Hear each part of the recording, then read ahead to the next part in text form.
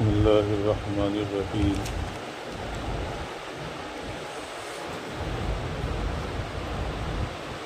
ان اللہ لا یستحیی ان یضرب مثلا ما بعوضة فما فوقها فاما الذین آمنوا فیعلمون انہ الحق من ربهم واما الذین کفروا فیقولون ماذا اراد اللہ بهذا مثلا یضل به کثیرا ویہدی به کثیرا وما یضل به الا الفاسقین۔ اوپر والی آیت میں منافقین کی دو مثالیں بیان کی گئی تھی۔ ایک مثال تو وہ ان منافقین کی مثال کہ جن کے دل میں جنہوں نے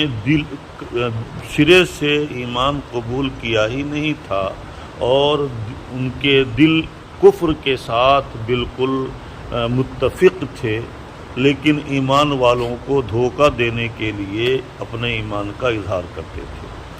ان کی مثال دی گئی تھی اوپر والی واقعے بارش کے ذریعے سے جو ہے اس کی مثال دی گئی تھی،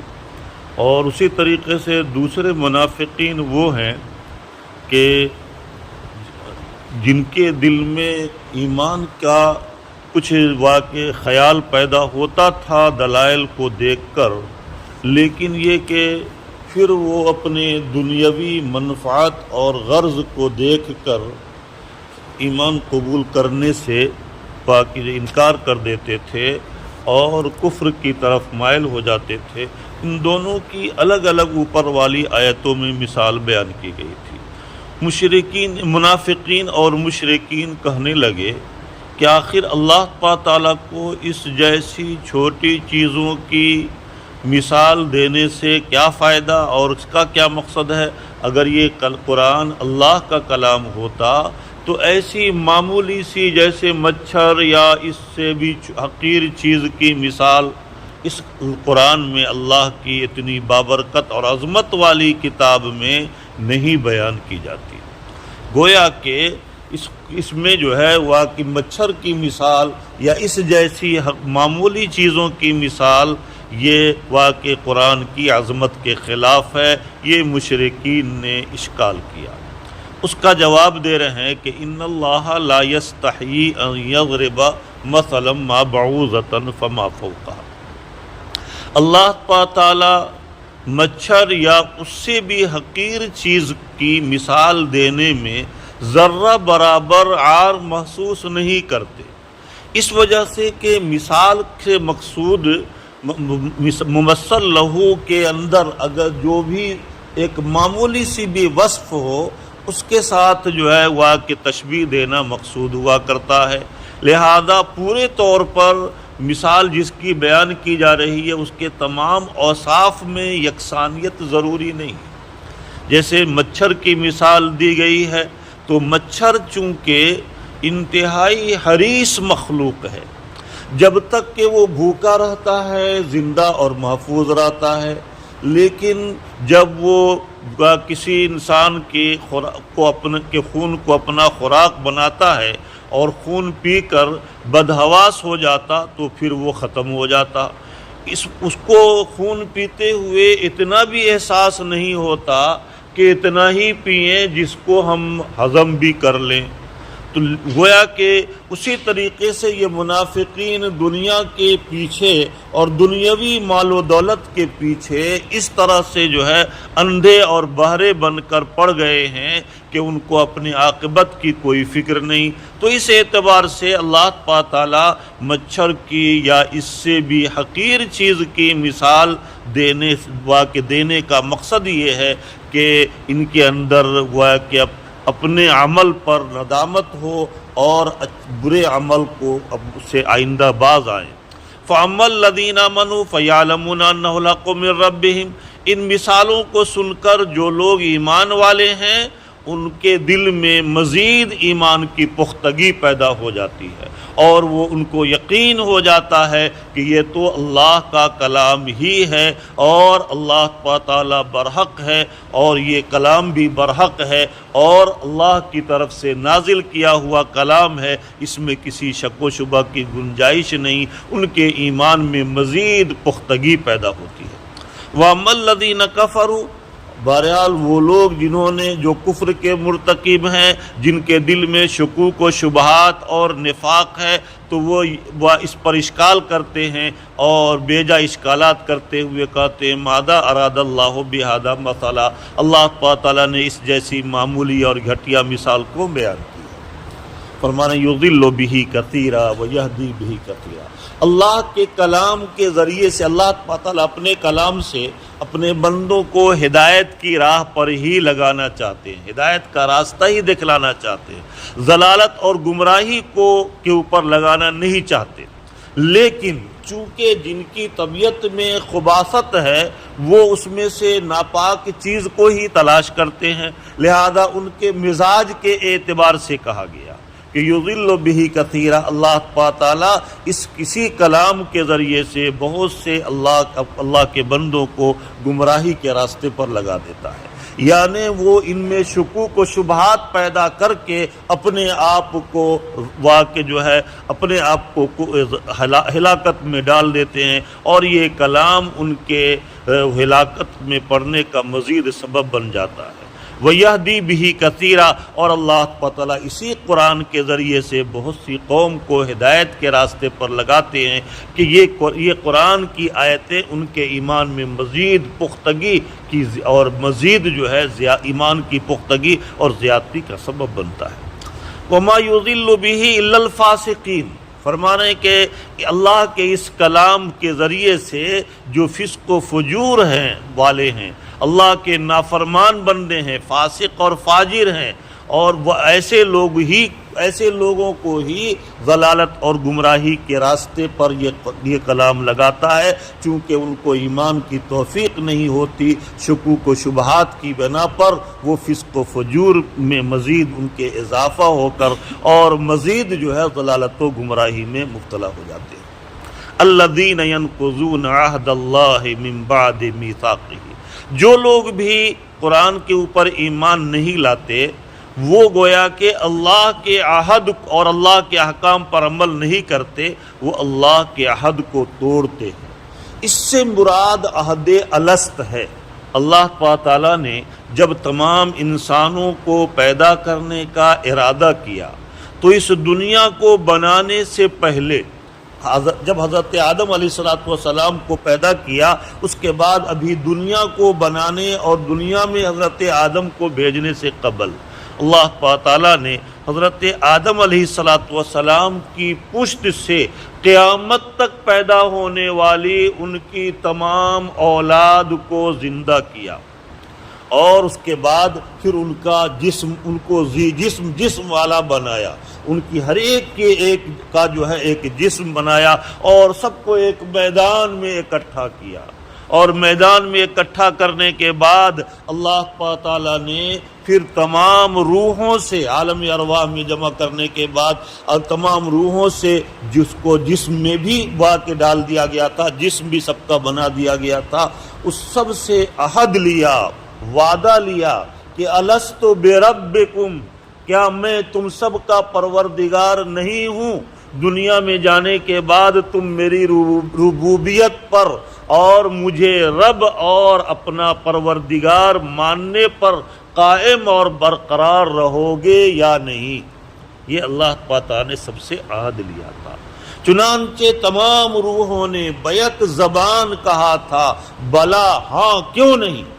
ایک ہے نام اور دوسرا ہے بلا۔ نام کے معنی ہاں بھائی ایسا کریں گے، اور بلا کا مطلب یہ کہ ہاں بالکل ایسا کریں گے، کیوں نہیں کریں گے، ضرور کریں گے، گویا کہ اس میں مزید تاکید کا معنی پایا جاتا ہے۔ تو تمام روحوں نے عہد الست میں یہ بہت عہد کیا تھا، وعدہ کیا تھا کہ بھائی بلا کیوں نہیں، ہم ضرور آپ کی ربوبیت کا اقرار اور اعتراف کریں گے۔ اسی وجہ سے علماء نے لکھا ہے کہ اگر اللہ تعالیٰ کسی انسان کو اس دنیا میں کسی نبی کو نہیں بھی بھیجتے،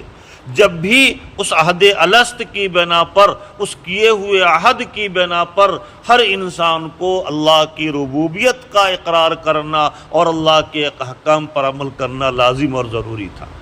لیکن پھر بھی اللہ تعالیٰ نے ہر زمانے میں انبیاء کو بھیجا جنہوں نے ان کو صحیح راستہ کی طرف رہنمائی کی اور صحیح اور غلط راستے کی کی تعین کر کے ان کو بتلایا۔ تو اس عہد الست کے بعد پھر اللہ تعالیٰ نے تمام انسانوں کی روح کو حضرت آدم علیہ السلام کے پشت میں پھر لوٹا دیا، صرف ایک روح کو وہاں باقی رکھا، حضرت عیسیٰ علیہ السلام کی روح کو وہیں روک لیا، وہیں باقی رکھا۔ اللہ تعالیٰ نے جب حضرت عیسیٰ علیہ السلام کی پیدائش کا وقت آیا تو پھر جو ہے اس کو حضرت جبرائیل علیہ السلام کے ذریعے سے حضرت عیسیٰ علیہ السلام کی روح کو لے کر بھیجا۔ حضرت عیسیٰ علیہ جبرائیل علیہ السلام نے پھونک مارا، وہ روح پھونک کے ذریعے سے وہ روح جو ہے حضرت مریم کے منہ کے راستے سے ان کے رحم میں پہنچ گیا، اور پھر اس طریقے سے حضرت عیسیٰ علیہ السلام کی بغیر کے جو باپ کے اللہ تعالیٰ نے عیسیٰ علیہ السلام کو شکم مادر میں پہنچا دیا اور بغیر باپ کے ان کی پیدائش کی۔ اللہ تعالیٰ نے مختلف طریقے سے اپنی قدرت کا مظہر دکھلا دیا کہ ہم چاہیں تو بغیر ماں باپ کے بھی پیدا کر سکتے ہیں انسان کو، جیسا کہ حضرت آدم علیہ السلام کو ہم نے پیدا کیا، اور مرد اور عورت کے بغیر، اور اگر ہم چاہیں تو صرف مرد سے بھی انسان بنا سکتے ہیں، جیسا کہ اللہ تعالیٰ نے حضرت آدم علیہ السلام کی بائیں پسلی سے حضرت حوا کو بنایا۔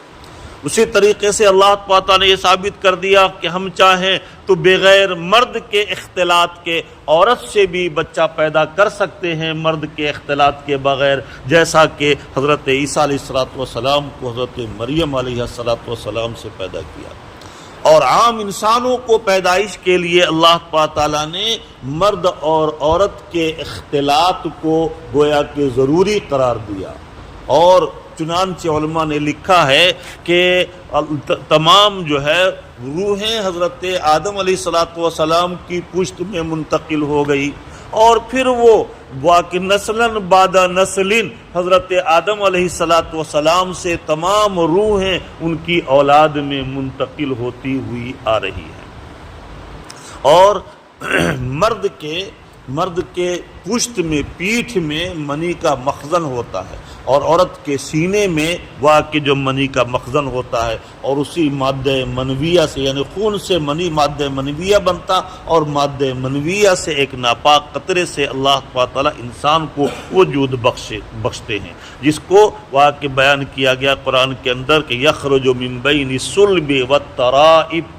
کہ اللہ کے بھائی مرد کی پشت سے اور عورت کے سینے سے وہ ایک ناپاک قطرہ خلق من ماء دافق، کہ انسان کو ایک اچھلتے ہوئے ناپاک قطرے سے پیدا کیا گیا ہے کہ یخرج من بین الصلب والترائب۔ بہرحال تو خلاصہ یہ ہے کہ اللہ تعالیٰ نے عہد الست میں جمع کر کے، عالم ارواح میں جمع کر کے تمام روحوں سے عہد لیا تھا، اسی عہد کی طرف اشارہ ہے کہ الذین ینقضون عہد اللہ من بعد میثاقہ۔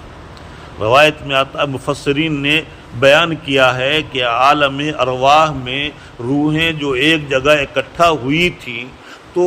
وہاں عالم ارواح میں جن روحوں کے درمیان وہاں تعارف ہوا تھا ایک دوسرے سے کہ قریب تھی، دنیا میں آنے کے بعد بھی اس سے انسیت اور فطری طور پر ان کی طرف طبی میلان پیدا ہوتا ہے۔ فرما رہے ہیں کہ الذین ینقضون عہد اللہ من بعد میثاقہ، کہ اللہ تعالیٰ اپنے اس کلام کے ذریعے سے ان فاسق اور فاجر لوگوں کو وہ ضلالت و گمراہی کے راستے پر لگا دیتے اور ان کو ایمان کی توفیق نہیں دیتے۔ الذین ینقضون عہد اللہ، کہ جو اللہ کے عہد کو توڑتے ہیں، من بعد میثاقہ، عالم ارواح میں پختہ عہد کرنے کے بعد، کہ عالم ارواح میں انہوں نے یہ وعدہ کر رکھا تھا کہ ہم آپ کی ربوبیت پر قائم اور باقی رہیں گے، لیکن یہاں دنیا میں آنے کے بعد دنیا کے مال و دولت اور دنیا کی ناز و نعمت میں مبتلا ہو کر انہوں نے اپنے عہد الست کو توڑ دیا۔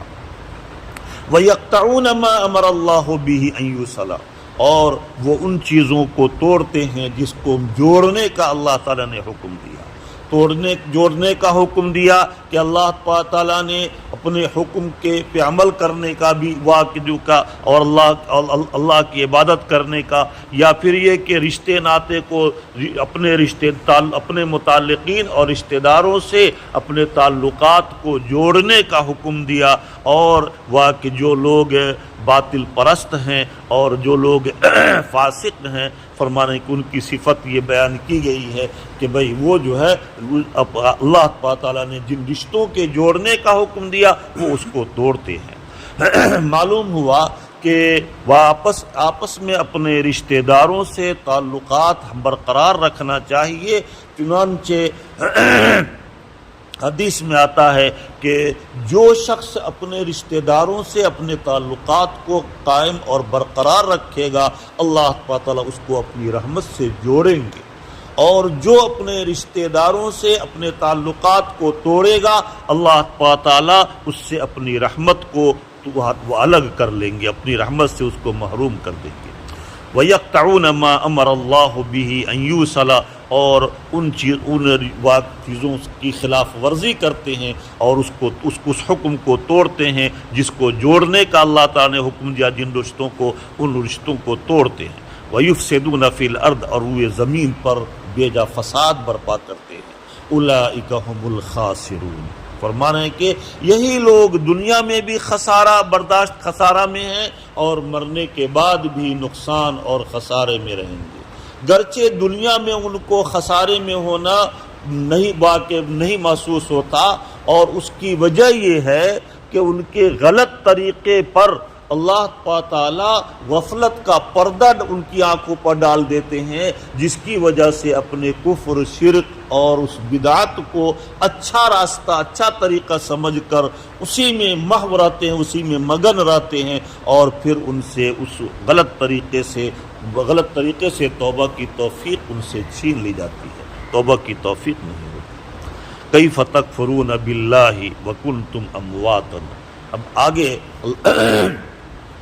اس آیت کا تعلق جو ہے اوپر والی آیت سے ہے کہ یا ایھا الناس اعبدوا، اس کے اندر اللہ تعالیٰ نے اپنے بندوں کو عبادت کا حکم دیا تھا، اور اس کے بعد پھر جو ہے اس کے بعد چند دلائل کو اپنی قدرت کے بیان کیے گئے، اسی کی طرف اشارہ، اسی سے اس کا تعلق ہے اور جوڑ ہے کہ کیف تکفرون باللہ، کہ تم اللہ کے ساتھ کیسے کفر کرتے ہو، اللہ کا کیسے انکار کرتے ہو، جبکہ اللہ کی اتنی ساری نعمتیں تمہارے اوپر ہیں کہ جن کو شمار نہیں کیا جا سکتا۔ تم اپنے وجود اور اپنی خلقت پر غور کرو کہ کنتم امواتن، تم ایک بے جان ناپاک قطرے تھے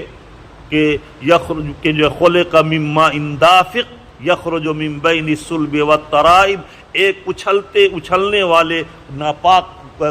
پانی کے قطرے تھے، اور اللہ تم مردار تھے، وہ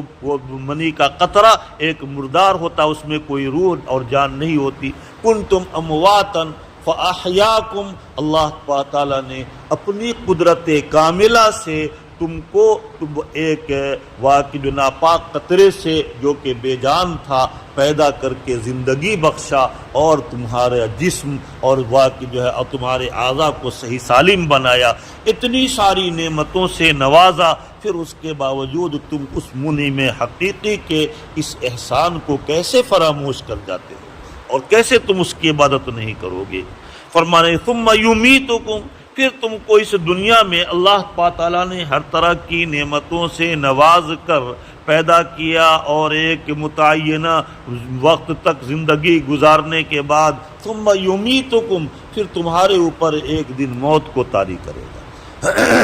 پھر ثم یحییکم، پھر تم کو دوبارہ قیامت کے دن زندہ کریں گے، ثم الیہ ترجعون، اور اسی کی بارگاہ میں تم کو لوٹایا جائے گا، اور دنیا میں کیے ہوئے ایک ایک عمل کا حساب اور کتاب ہوگا۔ ان چیزوں کا جب استحضار رکھو تو پھر تم کو خود بخود اپنے اس منعم حقیقی کی شکر گزاری کی کہ جو ہے تم کو توفیق مل جائے گی، اور شکر گزاری کا جو ہے داعیہ تمہارے دل میں پیدا ہوگا۔ هو الذی خلقکم ما فی الارض جمیعا، اللہ تعالیٰ ہی کی ذات ہے جس نے تم کو صرف پیدا نہیں کیا بلکہ دنیا کی جتنی چیزیں ہیں ان تمام چیزوں کو بھی پیدا کیا۔ خلق لکم ما فی الارض جمیعا، کہ تمہارے لیے اور تم کو پیدا تو کیا ہی، اور یہ پورے عالم کو بنایا، لیکن پورے عالم کو اپنے لیے نہیں، بلکہ ان الدنیا، اللہ کے نبی نے فرمایا کہ ان الدنیا خلقت لکم وَإِنَّكُمْ خُلِقْتُمْ لِلْآخِرَةِ، اسی کی طرف اشارہ اس آیت میں بھی ہے کہ دنیا کی جتنی چیزیں ہیں یہ تمام چیزیں ہمارے نفع کے لیے، فائدے کے لیے بنائی گئی ہیں۔ یہ الگ بات ہے کہ بعض ایسی چیزیں ہیں جن کے فائدے اور جن کے نفع کی طرف ہماری یہ کوتاہ نظر کی رسائی نہیں ہو پاتی، یہ ہماری نظر کا قصور ہے، ورنہ اللہ تعالیٰ نے دنیا کی کسی بھی مخلوق کو ہمارے فائدے کے بغیر واقع پیدا نہیں کیا ہے۔ ہر مخلوق کی خلقت میں کچھ نہ کچھ فائدہ ہمارا پیش نظر ہے۔ ایک جو ہے بہت بڑے واقع عالم تھے، یا یہ کہیے کہ بہت بڑے مفکر تھے، ان کو ایک مرتبہ اشکال ہوا کہ یہ غلاظت میں، نجاست میں جو کیڑے رہتے ہیں پاخانے کے اندر،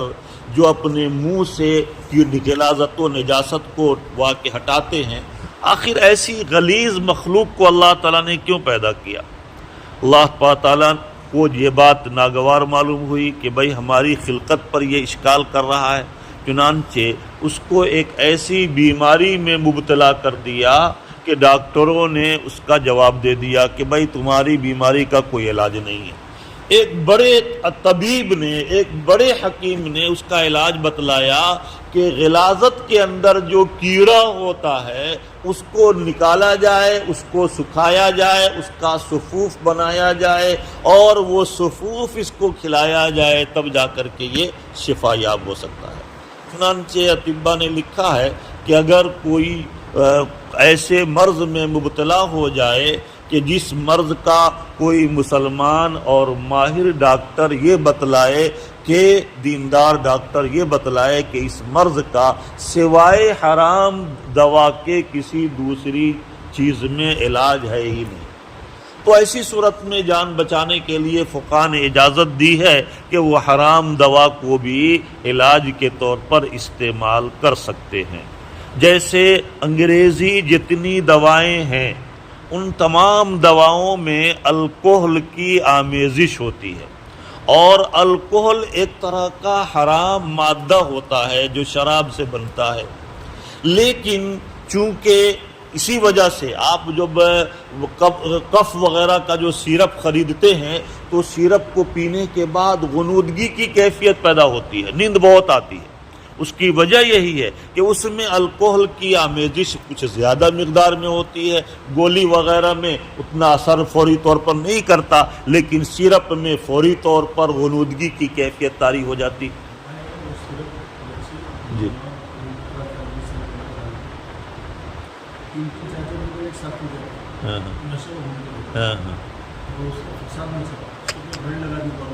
جی جی تو اس میں ایک الکحل کی آمیزش ہوتی ہے، اسی وجہ سے غنودگی کی کیفیت پیدا ہوتی ہے، اور فرما رہے ہیں اسماعیل بھائی کہ زیادہ مقدار میں اس کو پی لیا جائے تو اس کے اوپر نشہ بھی طاری ہو جاتا ہے۔ بہرحال تو معلوم ہوا کہ بھائی الکحل کی آمیزش ہوتی ہے، لیکن فقہاء نے اجازت دی ہے کہ بھائی چونکہ اس مرض کے لیے اس کے علاوہ کوئی دوسری دوا نہیں ہے، اسی وجہ سے، اور وہ معاف عنہ کے درجے میں معمولی مقدار میں الکحل کی آمیزش ہوتی ہے، اسی وجہ سے فقہاء نے اجازت دی ہے۔ تو خلاصہ یہ ہے کہ اس حکیم صاحب کو یا وہ سائنسداں کو جس نے اشکال کیا تھا اللہ کی مخلوق پر، اللہ تعالیٰ نے دکھلا دیا کہ یہی یہی کہ جو ہے مخلوق جس کو تم بیکار سمجھ رہے تھے تمہاری شفا یابی کا ذریعہ بنا اور تم کو دوبارہ ایک زندگی گویا کہ حاصل ہوئی اسی کے صفوف کے ذریعے سے۔ بہرحال وہ تو اللہ تعالیٰ اس کو عبرت کہ جو ہے دلانا مقصود تھا، اس وجہ سے خلاصہ یہ ہے کہ کوئی بھی مخلوق اللہ تعالیٰ کی ہمارے فائدے سے خالی نہیں ہے۔ تو هو الذی خلق لکم ما فی الارض جمیعا، اللہ تعالیٰ ہی کی ذات ہے کہ جس نے تمہارے لیے ان تمام چیزوں کو پیدا کیا ہے جو زمین کے اندر ہے۔ زمین میں پائی جانے والی تمام مخلوق یہ ہمارے نفع رسانی کے لیے پیدا کی گئی۔ ثم استوى الى السماء، پھر اللہ تعالیٰ پھر آسمان کے اوپر اللہ تعالیٰ مستوی ہوا اور فسواہن سبع سماوات، اللہ تعالیٰ نے آسمان کو بھی 7 حصے میں تقسیم کر دیا۔ جیسے زمین 7 حصے میں منقسم ہے اور ہر حصے پر ہماری جیسی مخلوق آباد ہے، اسی طریقے سے اللہ تعالیٰ نے آسمان بھی 7 بنائے ہیں اور 7 آسمان کے درمیان 7 آسمان میں سے ہر ایک کے درمیان اتنا ہی فاصلہ ہے جتنا فاصلہ کہ اس زمین سے لے کر دوسرے آسمان کے درمیان۔ فرما رہے ہیں کہ وَهُوَ بِكُلِّ شَيْءٍ عَلِيمٌ، اور اللہ تعالیٰ ہر چیز کو جاننے والے ہیں۔ 7 زمین اور 7 آسمان پر اور 7 زمین پر جتنی مخلوق ہے، ہر لمحہ اللہ تعالیٰ کو ان تمام مخلوقات کے ایک ایک حال کی خبر ہے۔ ایک سیکنڈ کے لیے بھی کوئی مخلوق اللہ کی واقع علم سے واقع جو ہے پوشیدہ اور مخفی نہیں ہوتی۔ وَإِذْ قَالَ رَبُّكَ لِلْمَلَائِكَةِ إِنِّي جَاعِلٌ فِي الْأَرْضِ خَلِيفَةً۔ آگے ایک الگ واقعہ بیان کر رہے ہیں کہ اللہ تعالیٰ نے جب اس دنیا کو بنانے کا ارادہ فرمایا اور اس دنیا میں انسان کو آباد کرنے کا ارادہ فرمایا تو اللہ تعالیٰ نے فرشتوں کی دلجوئی کے لیے فرشتوں سے مشورہ لیا، انی جاعل فی الارض خلیفہ، کہ میں اس روئے زمین پر اپنا جانشین، اپنا نائب، اپنا قائم مقام بنانا چاہتا ہوں تاکہ وہ ہمارے نظام کو اس روئے زمین پر قائم کر سکے، ہمارے بتائے ہوئے حکم کے مطابق عمل کر سکیں۔ تمہاری کیا رائے ہے؟ یہ جو ہے اللہ تعالیٰ تو علام الغیوب تھے، ان کو کسی مشورے کی ضرورت تھی نہیں، لیکن اللہ تعالیٰ نے محض صحابہ کرام کی محض جو ہے فرشتوں کی دلجوئی کے لیے یا ان کے رائے کو معلوم کرنے کے لیے اللہ تعالیٰ نے فرشتوں سے پوچھا۔ فرشتوں کا جواب بھی مخلصانہ تھا کہ بھائی ہم لوگ جب آپ کی تسبیح اور تقدیس مقصد ہے ان کو پیدا کرنے کا، ہم آپ کی تسبیح اور تقدیس کرنے کے لیے کافی ہیں، لہذا آپ الگ سے دوسری مخلوق کیوں پیدا کریں گے؟ مقصد آپ کا تسبیح اور تقدیس ہے، ہم اس کام کو انجام دینے کے لیے کافی ہیں۔ جیسے کہ بادشاہ یہ کہے، مشورہ لے اپنے وزراء سے یا اپنے ماتحتوں سے کہ بھائی جو ہے ہم جو ہے ایک نئی فوج بنانا چاہتے ہیں اور اس کو یہ ذمہ داری دینا چاہتے ہیں، تو وہ ذرا وہ کہیں کہ بھئی یہ ذمہ داری ہم لوگ پوری کر لیں گے، الگ سے اضافی خرچ کی کیا ضرورت ہے؟ گویا کہ فرشتوں کا جواب بھی مخلصانہ تھا، لیکن اللہ تعالیٰ نے اس جواب کو پسند نہیں فرمایا۔ اسی کو بیان کر رہے ہیں کہ وَإِذْ قَالَ رَبُّكَ لِلْمَلَائِكَةِ إِنِّي جَاعِلٌ فِي الْأَرْضِ خَلِيفَةً، کہ وہ وقت یاد کرنے کے قابل ہے جب کہ آپ کے پروردگار نے فرشتوں سے فرمایا انی جاعل فی الارض، فرشتوں سے مشورہ لیا انی جاعل فی الارض خلیفہ، کہ میں اس روئے زمین پر اپنا جانشین بنانا چاہتا ہوں جو ہمارے نظام کو قائم اور نافذ کر سکے۔ قالوا، فرشتوں نے جواب دیا اتجعل فیہا من یفسد فیہا، کیا آپ اس روئے زمین پر ایسی مخلوق کو پیدا کرنا چاہتے ہیں جو زمین پر فساد برپا کرے وَيَسْفِكُ الدِّمَاءَ، اور ایک دوسرے کا خون بہائے؟ سوال یہ پیدا ہوتا ہے کہ فرشتوں کو کیسے معلوم ہو گیا کہ ہم اسی دنیا میں جانے کے بعد فساد برپا کریں گے، ایک دوسرے کے خون کے پیاسے ہو جائیں گے، جیسا کہ ابھی ہماری نگاہوں کے سامنے ہے، ایک بھائی دوسرے بھائی کے خون کا پیاسا، اور ایک بھائی دوسرے بھائی کے واقع جو ہے بھائی کے ساتھ جو ہے لڑائی جھگڑے میں اس حد تک آگے بڑھ جاتا کہ بھائی اس کو قتل تک کر دیتا ہے۔ تو آخر یہ خون قتل و غارت گری اور خون خرابہ جو ہماری نگاہوں کے سامنے آئے دن پیش آتے رہتے ہیں، یہ منظر آخر فرشتوں کو کیسے معلوم ہو گیا؟ وہ تو ابھی تو اللہ تعالیٰ نے صرف ارادہ ظاہر فرمایا تھا، فرشتوں کو کیسے معلوم ہو گیا کہ انہوں نے ان واقع منع کیا کہ ایسا مت کیجئے کہ یہ آپس میں خون خرابہ کریں گے؟ اس کا جواب یہ ہے کہ اصل میں اس دنیا میں انسان کی پیدائش سے قبل جناتوں کی آبادی تھی، اور جناتوں نے بھی جب اسی طریقے سے آپس میں شرکشی کیا، خون خرابہ کیا، تو اللہ تعالیٰ نے تب حضرت جبرائیل علیہ السلام کو بھیجا کہ جا کر کے پوری دنیا کے اندر جتنی بھی جنات ہیں سب کو ہلاک کر دو۔ حضرت جبرائیل علیہ السلام نے دیکھا کہ جناتوں کا ایک چھوٹا سا بچہ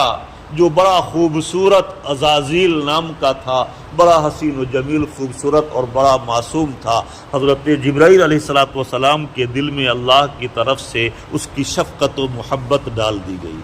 کہ یا رب العالمین، یہ تو بڑا معصوم اور واقع جو ہے بھولا بھالا بچہ، اس کا کوئی قصور نہیں ہے، قصور تو ان کے بڑوں کا ہے، سب کو ہلاک کر دیا جائے، اس کو بخش دیا جائے۔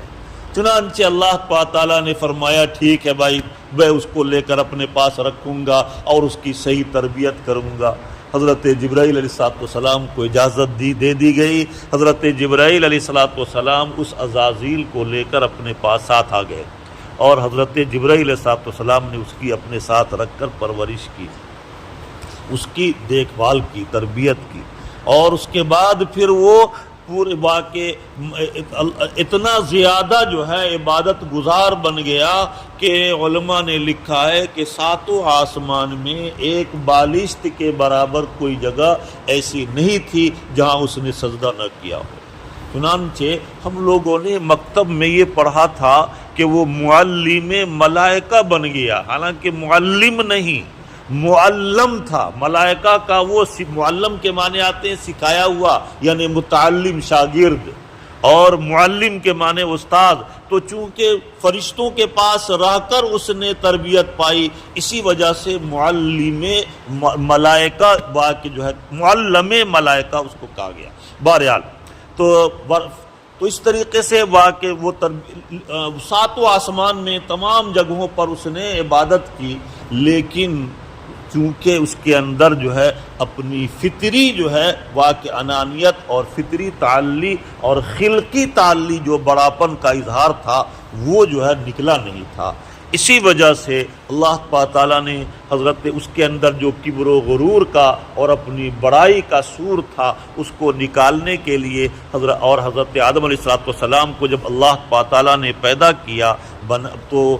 تمام ملائکہ سے بھی کہا کہ اس کو سجدہ کرو، اور اس کے ساتھ ساتھ عزازیل سے بھی کہا، سب عزازیل کے بھی ملائکہ کے ساتھ تھا۔ چنانچہ حضرت آدم علیہ السلام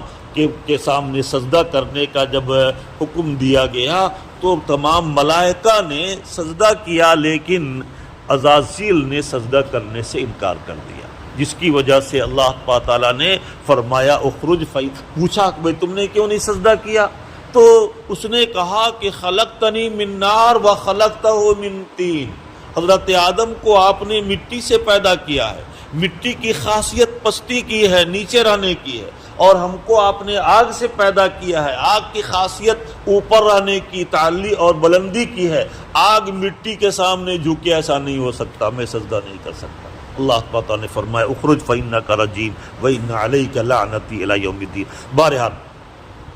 یہاں پر یہ بیان کر رہے ہیں کہ وعلم آدم، فرمانے ہیں کہ اللہ تعالیٰ نے حضرت آدم علیہ السلام کے بارے میں مشورہ لیا، قالوا تم فرشتوں نے جواب دیا، قالوا اتجعل فیہا من یفسد فیہا، کہ آپ کیا ایسی مخلوق کو پیدا کرنا چاہتے ہیں روئے زمین پر جو روئے زمین پر فساد برپا کرے اور آپس میں ایک دوسرے کا خون بہائے۔ وَنَحْنُ نُسَبِّحُ بِحَمْدِكَ، جہاں تک تسبیح اور تقدیس کا معاملہ ہے ہم آپ کی تسبیح اور تقدیس کے لیے کافی ہیں۔ وَنَحْنُ نُسَبِّحُ بِحَمْدِكَ وَنُقَدِّسُ لَكَ، کہ ہم آپ کی تسبیح اور تقدیس بیان کرتے ہیں، ہم آپ کی تسبیح اور تقدیس کے لیے کافی ہیں۔ قال، اللہ تعالیٰ نے فرمایا، انی اعلم ما لا تعلمون، کہ آدم علیہ السلام کو پیدا کرنے سے اور انسان کو پیدا کرنے سے میرا مقصد کیا کیا ہے اس کو تم نہیں جانتے، اس کے اندر کیا کیا مصالح اور مخفی اور راز پوشیدہ ہیں اس کا علم مجھے ہی ہے، تم کو معلوم نہیں ہے۔ لہذا اللہ تعالیٰ نے حضرات ملائکہ کے مشورے کو قبول نہ کرتے ہوئے، یہ تو ان کی صرف رائے لینے کے لیے یہ سوال کیا تھا، اللہ تعالیٰ نے حضرت آدم علیہ السلام کو پیدا کیا، اور اس کے بعد پھر وہ جو ہے سجدے والا معاملہ پیش آیا جس کی تفصیل آگے آ جائے گی۔ اللہ تعالیٰ ہمیں اور آپ کو اپنی رضا اور محبت نصیب فرمائے، ماہ مبارک کی قدردانی کی توفیق عطا فرمائے۔